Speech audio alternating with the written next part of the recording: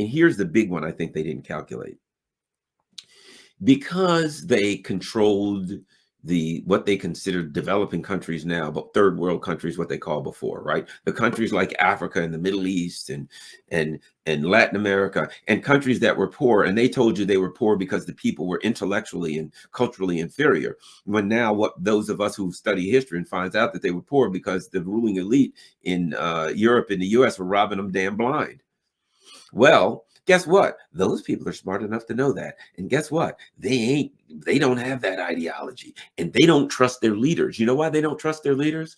They don't trust their leaders because the colonialists in Europe and America have consistently done to them what they're doing to you now. They have taken somebody from their country, they have put them in charge, and they have used that person as a tool, as a conduit for colonial power. So they take Garland. Garland is in Zimbabwe. Garland, are you willing to help us extract all the resources from Zimbabwe and screw over the Zimbabwean people? Yes, I am. You're now the president of Zimbabwe.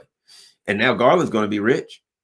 And guess what? The rest of Zimbabwe is going to be poor. And I'm going to help them extract the resources from Zimbabwe and send them back to France or wherever the hell, or the US, right? Well, the people in Zimbabwe got that figured out. They've been dealing with that for a couple of centuries. So guess what? It ain't going to work on them now. They don't have that ideology. They ain't suckers. And now the people in Mali and Congo and different places are starting to say, we want the French out. They see their opportunity.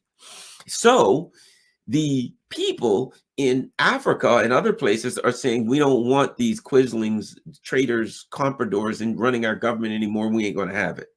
But the people in Europe haven't figured out that they are living with the same dynamic. So guess what? They will find out when they turn into what Zimbabwe was. I'm just using Zimbabwe. I don't know that much about Zimbabwe, so you will forgive me if I will. Mali, you know, whatever the hell country, right? Just pick an African country. Nigeria. That's what they're turning you into. They're turning you into that, where Baerbock and Schultz and Sunak and these people are living rich.